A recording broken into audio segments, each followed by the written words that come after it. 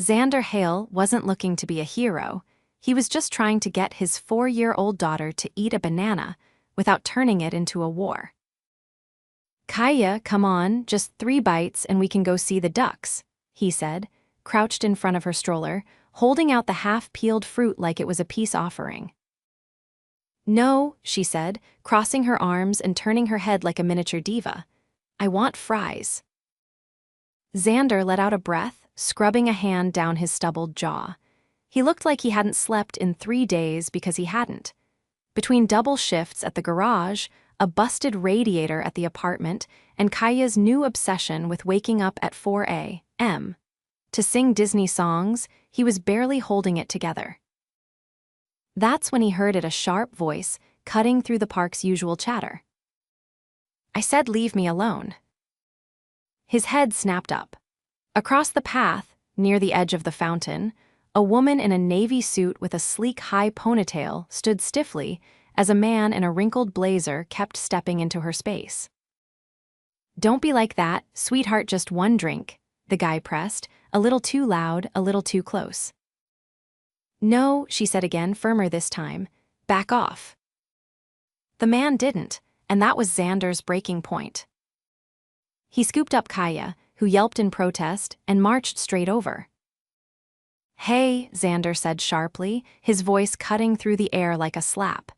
The guy looked over, annoyed until he saw Xander's build. Grease-streaked hoodie, work boots, arms thick from years of lifting engines. "You need to walk away. Now." "This doesn't concern you," the man sneered, but he was already backing up a step. She said no, "That makes it my business." The guy scoffed, muttered something under his breath, and turned around, stalking off like a kicked dog. The woman blinked, stunned, and then looked at Xander. "Thank you," she said, breathless. "I didn't think anyone was going to step in." "No one should have to deal with that," he said simply, adjusting Kaya on his hip. "You okay?" She nodded, eyes dropping to the little girl now clinging to his hoodie. Yeah, I'm Zoe Ellington." "Xander," he said, shifting Kaya again, "and this is my boss." Kaya blinked up at Zoe. "You're pretty," she said solemnly. Zoe laughed, the kind that lit up her whole face. "You're pretty too." Xander grinned. "Look at that, she's already smoother than me." Zoe looked like she was about to say something, then hesitated. "Do you have time for coffee? I'd like to say thank you, properly." He hesitated. He really should get Kaya home. But then Zoe gave him a look not flirty, not pitying, just warm, and his chest loosened in a way it hadn't in months. "Yeah," he said, "sure, coffee sounds great." They walked to the cafe on the corner, Zoe holding the door open while Xander maneuvered Kaya's stroller inside. The place was quiet, filled with soft jazz and the smell of cinnamon. Zoe ordered 3 drinks, 1 hot chocolate with whipped cream that made Kaya squeal, and waved off Xander's attempt to pull out his wallet. "It's coffee," she said. "You saved me from a creep. Let me buy you a latte." He chuckled, rubbing the back of his neck. "Fair enough." They sat at a corner table, Zoe sipping her Americano, Xander watching Kaya smear whipped cream on her nose like it was a game. "So, what do you do, Xander?" Zoe asked. He hesitated for a second. He hated this part. "I'm a mechanic. I work at Holtz Auto, off Lincoln Street." She smiled. "That explains the oil stain on your boot." He looked down. "Yes, sorry, didn't exactly plan on running into anyone today." "I'm glad you did." It came out so soft, so sincere that he looked up, surprised. Zoe caught herself, cheeks flushing. I'm glad you were there." He nodded slowly. "Yeah, me too." They talked for almost an hour about Kaya's obsession with dinosaurs, about Zoe's favorite travel spots, about the best burger joint in the city. She never looked at him like he was broken. She didn't ask about Kaya's mom. She didn't flinch when he admitted he hadn't taken a vacation in 5 years. When Kaya started to yawn, Xander stood. "We should head out. Nap time is sacred." Zoe stood too, brushing imaginary crumbs off her blazer.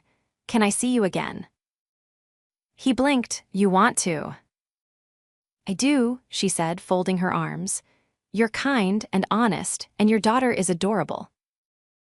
He hesitated, then reached into his pocket and pulled out the only business card. He had a grease-stained one from the garage. "Best way to reach me." She took it, her fingers brushing his. "I'll call you." He doubted she would. Women like Zoe put together, polished, beautiful, didn't usually call guys like him. But 3 days later, she walked into the garage in heels and a tailored coat, holding 2 coffees and a bag of donuts. "I told you I would call," she said. Xander wiped his hands on a rag, stunned. "You really came." "I don't say things I don't mean." And that's how it started. A CEO in heels and a struggling single father in oil-stained boots. Neither of them had seen it coming. But neither of them could walk away. Zoe adjusted her grip on the paper tray, balancing the coffees and the crinkled bag of pastries as she stepped cautiously into the garage. The scent of rubber and gasoline stung her nose, but she barely noticed. Her heels clicked softly against the concrete floor, drawing a few curious glances from the cluster of mechanics near the back. Xander looked up from under the hood of a silver sedan, his eyebrows lifting in disbelief. He wiped his hands on a rag, his arms streaked with grime from the engine. "You weren't kidding," he said, walking over. "You sounded like you could use decent coffee," she replied, offering him the cup with the red sleeve. "And I figured the donuts would win over your coworkers if they start giving me the side eye for showing up in a blazer." "Too late," he said with a grin, taking the cup. "Tom's already trying to figure out if you're here to repossess someone's car." Zoe let out a soft laugh, brushing a strand of hair behind her ear. "I promise I'm not. Though I do have a lead foot, so if you ever need to change brake pads on a luxury coupe, let me know." He eyed her amused. "You drive fast." "I drive to clear my head," she replied, dropping her voice just slightly. "Sometimes it's the only time no one needs anything from me." That made him pause. He gestured toward the back of the shop, where a few chairs sat near the vending machine and a battered desk fan.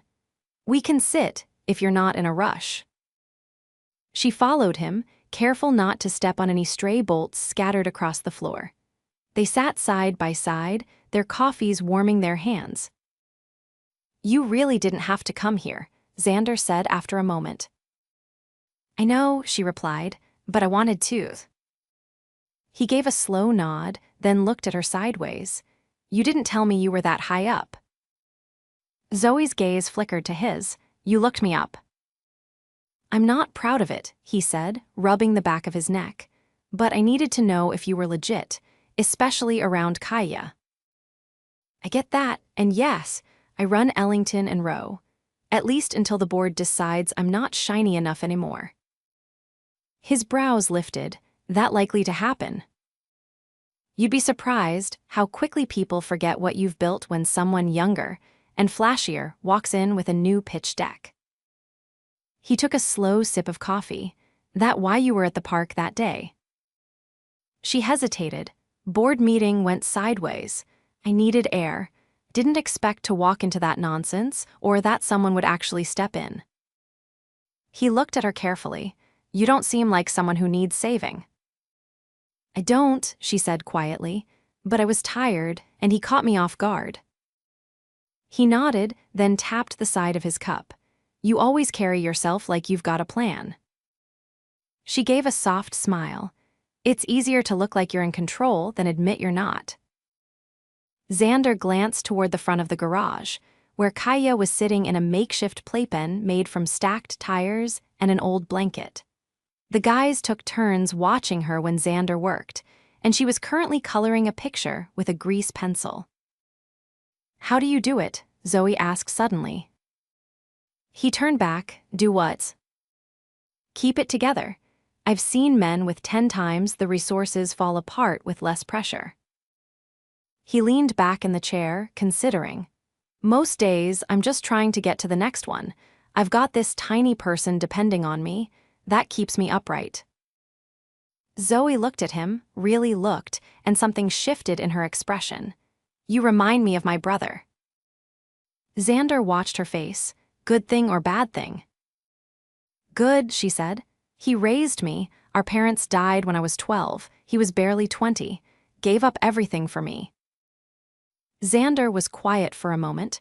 That's a heavy thing to carry. It made me who I am, she said simply. He nodded. Still, that's love, real love. They sat in silence for a beat, the buzz of drills and clanking tools filling the air around them. Then Zoe glanced down at her watch and stood. I have to get back to the office. Investor call. Xander stood too. Thanks for the coffee and the donuts. The guys will fight over the jelly-filled ones. She smiled. I'll bring extra next time. He paused. There's going to be a next time. She looked at him, eyes steady. Unless you don't want there to be. He met her gaze, the corner of his mouth lifting. I do. Zoe nodded, then turned, walking away with the same steady grace she'd walked in with. But just before she reached the door, she looked back over her shoulder. Xander. Yeah, hey. I have a dinner next week, charity auction, black tie. I was going to go alone, but... He blinked, caught off guard. You're asking me. I'm asking if you'd like to come, as my guest. He hesitated. I'd have to find someone to watch Kaya. I'll cover it, safe, discreet. My assistant knows a woman who works with kids of execs. Background checked, first aid certified. His jaw tightened slightly. You don't have to. I'm not offering out of pity. I want you there. He studied her for a long second, then finally said, all right, I'll be there. Zoe gave a single nod, then walked out into the daylight. Xander watched the door swing shut behind her, the scent of espresso still lingering in the air. He looked back at Kaya, who had somehow managed to draw a dinosaur with engine parts. He shook his head, his thoughts tangled. He didn't know what the hell he was stepping into. But he knew one thing. He wanted to know her more. The valet glanced at Xander's boots like they didn't belong with the sleek lines of the luxury cars parked outside the glass-wrapped hotel. Xander adjusted the stiff collar of the borrowed tux and handed over the keys to his truck without a word. Inside, the lobby unfurled in marble and light. It was all polished brass, chandeliers, and hushed murmurs between people who wore their confidence like tailored armor. Xander felt like he was walking into a world he didn't have the instructions for. Then he saw her. Zoe wasn't just beautiful, she was commanding. Her dress shimmered like liquid obsidian, cut in clean lines that clung to her body without asking permission. She wasn't accessorized like the other women, no showy diamonds or overdone curls. She didn't need them. The moment their eyes met, something in her face softened. You clean up better than I expected, she said, stepping closer. I had to Google how to tie this thing, he replied, tugging at the bow tie. Still not sure I did it right. You did fine. She reached up and adjusted the knot, her fingers brushing his throat. Besides, you're the only man in this room who looks like he could rebuild a carburetor with his eyes closed. Is that a compliment? In this crowd, it's a declaration. He didn't know what that meant exactly, but he liked the sound of it. She led him through the ballroom, where waiters floated by with silver trays and the air buzzed with curated laughter. Everyone seemed to know Zoe. They leaned in when she spoke, listened like what she said mattered more than the string quartet in the corner. Xander stayed close, his posture guarded. He wasn't used to being the accessory on someone else's arm, but Zoe never introduced him like a prop. She said his name clearly, never once hesitating before calling him her guest. At their table, he tugged at his cuff and leaned toward her. You sure I'm not ruining your image? She tilted her head. You think I'm worried about what these people think? You're the one who's got something to lose here. Zoe leaned in, her voice low. Xander, trust me when I say, I've spent years around men who wear suits better than they wear integrity. I invited you because you're the only person in this room who tells the truth without a script. He gave a slow nod, unsure how to respond. The auction began. Artwork, vacation homes, a vintage bottle of scotch, all items catered to a crowd that didn't think twice about dropping 5 figures for prestige. Xander watched as Zoe's gaze flicked over the room, sharp and unreadable. You ever get tired of this? He asked quietly. She didn't look at him. Every day. He waited, but she didn't elaborate. When a break in the bidding came, she reached into her clutch and pulled out a small envelope. I got something for Kaya, she said, sliding it under his hand. He opened it carefully. Inside was a voucher for a week at a children's discovery camp, science, art, nature programs, all fully paid. I can't accept this. You're not, she is. He looked at her, jaw tight. Zoe. I didn't do it because I feel sorry for you, Xander. I did it because I saw the way she lit up when she talked about space. She deserves a world that feeds that. He folded the voucher, sliding it back into the envelope. You're not used to people saying no to you, are you? She sat back, not when I'm trying to help. You're used to fixing things by writing a check. That's not how I work. She studied him for a long moment, then nodded once. Okay. That was it, no pushback, no guilt. Just okay. The band began playing something slow, and couples filtered onto the dance floor. Zoe stood and extended her hand. I'm not much of a dancer, he said. You don't have to be, her voice was soft, just don't look at your feet. He took her hand. Out on the floor, they moved carefully at first. He was stiff, overly aware of every step. But then she leaned into him, her hand resting against his chest like she belonged there. You always carry this much tension, she asked. Only when I'm surrounded by crystal chandeliers and billionaires. Relax, they're too drunk to notice your two-step. He chuckled just once. As the song swelled, her voice dropped. You know, didn't bring you here to show you off. Could have fooled me.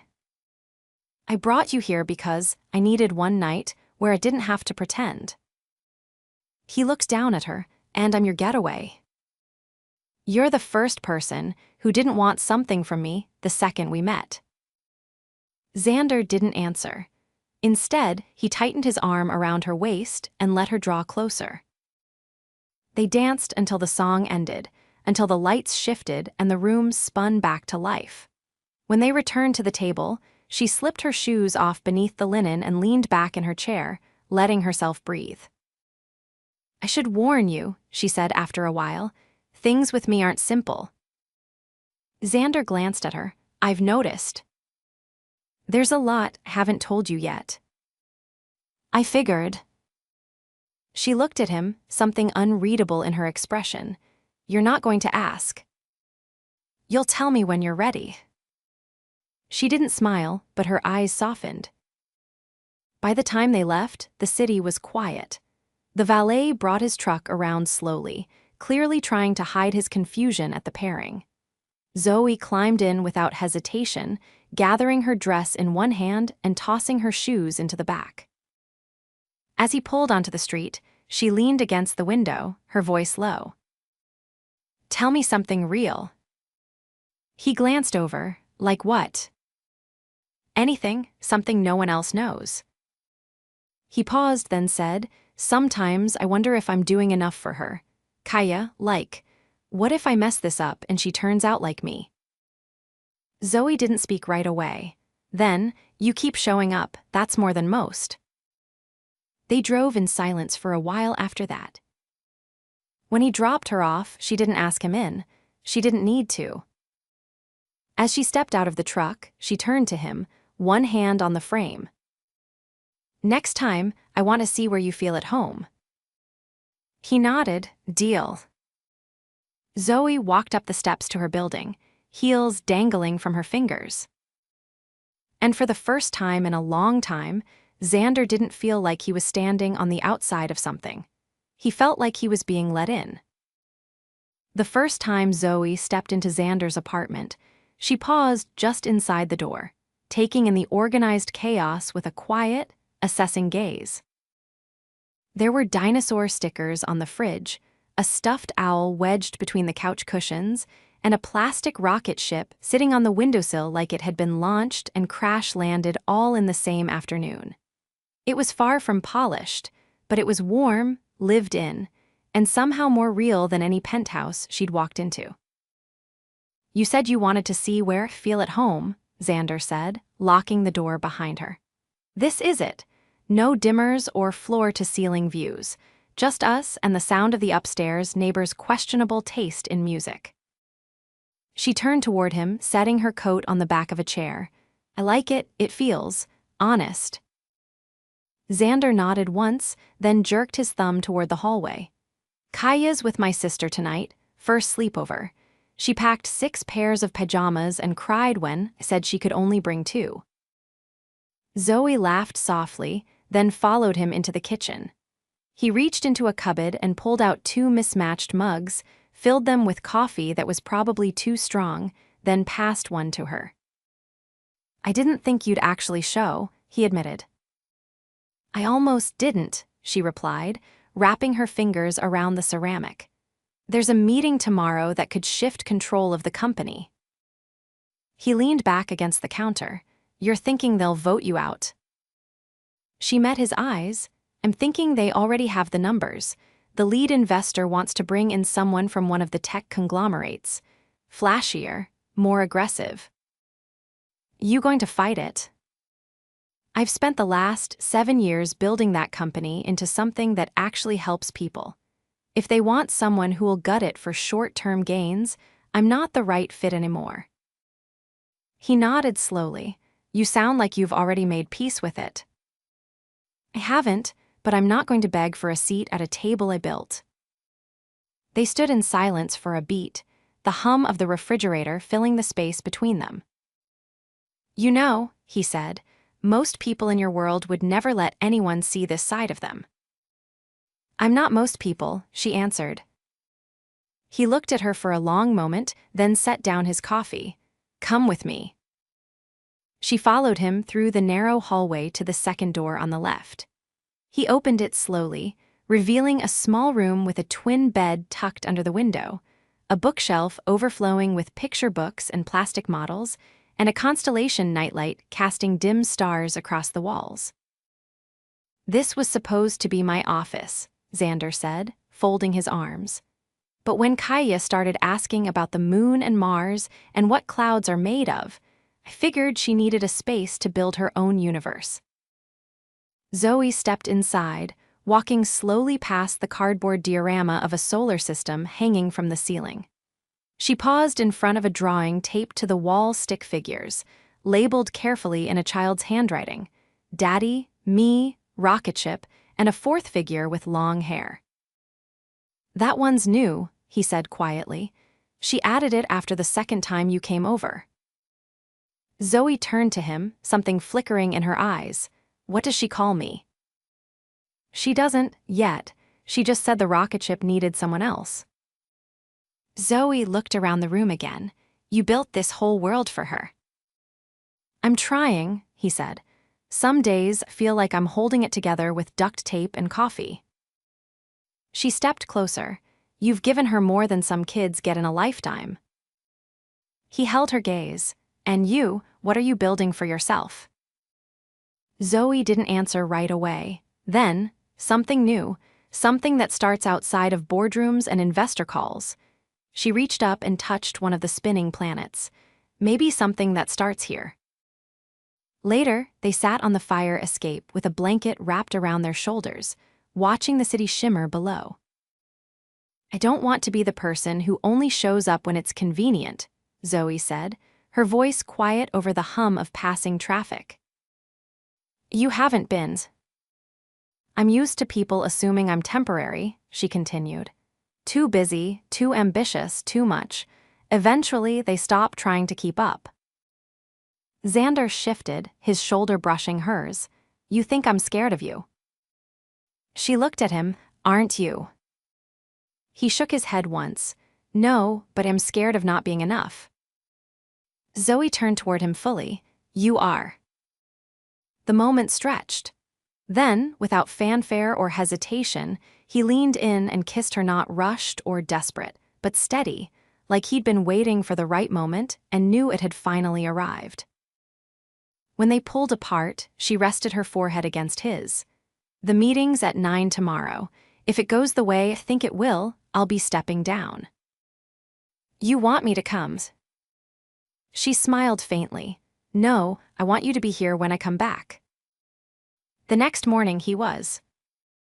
He made breakfast, straightened Kaya's room, and paced the apartment more than once. When the door finally opened just before noon, Zoe stepped inside, her expression unreadable. He rose from the couch. How bad was it? They voted, I'm out. He opened his mouth, but she held up a hand. And it's the best thing that's ever happened to me. He blinked. What? I've been holding onto something that stopped being mine a long time ago. Letting go of it wasn't a loss. It was a release. He stepped closer. What happens now? I start over, smaller, smarter, and not alone. A few weeks later, Zoe launched a new venture, a non-profit incubator for women-led startups in underserved communities. Xander helped her set up the first round of workshops in an old converted firehouse. The walls were still rough, but the energy was electric. On the day they opened the doors, Kaya ran through the halls in a sparkly cape, declaring herself Director of Imagination. When Zoe looked at Xander across the room, surrounded by noise and possibility, her eyes were bright. This is what I was building, she said. And he answered, so was I. They didn't need chandeliers or boardrooms to make it count. They just needed each other. Rain streaked down the windows of Xander's truck as he pulled into the gravel lot outside the old rec center. The building's paint was peeling, and half the sign was missing, but inside, it buzzed with life. He could see the glow of warm lights through the tall windows, hear the muffled sound of laughter and music over the patter of rain on the roof. Zoe stood under the overhang, arms crossed, wearing a dark green coat and boots that were already damp around the edges. She wasn't rushed or flustered, just calm, waiting like she knew he'd show up exactly when he did. You're late, she said, but her voice was light. Kaya refused to leave until she found her glitter telescope, Xander replied, shutting the door behind him. And then she had to pack snacks for the telescope. Zoe tilted her head. Obviously, telescopes get hungry. Xander exhaled and leaned against the post beside her. You sure you want to do this here? This place? Needs more than money, she interrupted. It needs people, energy. I could have rented a hall uptown, made it pretty for one night, but this space matters. That's the point. He nodded slowly. It's good, it's real. She glanced at him sidelong. You think it's enough? I think you're about to change a lot more than the paint on these walls. A few minutes later, they stepped inside. The place had been transformed. String lights crisscrossed the ceiling, and mismatched tables were covered in hand-drawn signs and flyers. Teenagers handed out flyers about the mentorship program Zoe had launched, and across the room, a group of women were already deep in conversation about pitching their first business ideas. Xander spotted Kaya in the corner, perched on a folding chair, explaining constellations to a group of wide-eyed kids using a flashlight and a poster board. A woman from Zoe's foundation sat nearby, keeping a watchful eye on the group. I didn't expect this many people, Zoe murmured. They didn't show up for the walls, Xander said. They showed up for you. She turned to look at him, face unreadable for a moment. They think I've got it all figured out. You don't have to, he said simply. You just have to keep showing up. She let out a breath and nodded, then took his hand. Later, as the crowd thinned and the rain eased into a mist outside, Xander found her alone near the back window, her eyes scanning the room like she was memorizing it. You ever think about what comes next? He asked. She didn't turn, all the time, but lately I've stopped trying to script it. He stepped closer. I meant for us. Zoe looked over her shoulder, then fully turned to face him. You're not just asking, you've been thinking about this. I have, he admitted. I know who you are now, not just the headlines, not the woman in heels who walks into a room like she owns it, the version who stays up late writing grant proposals with her hair in a bun, the one who fixes dinner and folds napkins into stars because Kaya said she wanted a space-themed Thursday. Zoe's expression flickered, crumbling into something raw and real. I didn't know I needed this, she said slowly. I've spent years building a life that looked good from the outside, but nothing ever really stuck, until you. He stepped forward, his hand brushing her cheek. I'm not going anywhere, if you're ready. I am, she said. I want this, all of it, you. Kaya, the chaos, the quiet mornings, the broken toasters, everything. He kissed her there, surrounded by half-painted walls and the soft hum of a building finally coming alive again. 6 months later, the rec center had a new facade, a new name, the Hale Ellington Project, and a line of families waiting outside on opening night. Inside, Zoe stood at the microphone, her voice steady as she welcomed everyone to the space they'd built not just for programs and workshops, but for belonging. After the applause, she stepped off the stage and found Xander near the back, Kaya asleep on his shoulder, her glitter telescope clutched in her arms. He shifted slightly so Zoe could kiss the top of Kaya's head. You ready to go home? He asked. Zoe looked around one last time, then smiled. We already are. They walked out together into the fading light, the kind of warm, golden dusk that made everything feel like a new beginning. Back at their apartment, a new one, with space for Zoe's late-night ideas and Kaya's expanding universe of cardboard planets, Zoe tucked Kaya into bed and returned to the living room where Xander was waiting. He stood from the couch and held out a small box, no pomp, no preamble. What's this? She asked, brow raised. Nothing fancy, but it's real. She opened it slowly. Inside was a simple gold band, delicate, understated. Zoe blinked. Xander. He took her hands. I don't need a ceremony. I don't care about documents or guest lists. Just want to build a life with you, every day, from here on out. Tears welled in her eyes, but her voice didn't waver. Then let's build. He slipped the ring onto her finger, and she kissed him like she already belonged to no one else. They didn't need vows spoken in front of crowds. They lived them every day in the quiet moments, the shared burdens, and the way they held onto each other when the world tried to pull them apart. Love, for them, wasn't about grand declarations or perfect timing. It was about showing up. And neither of them ever stopped.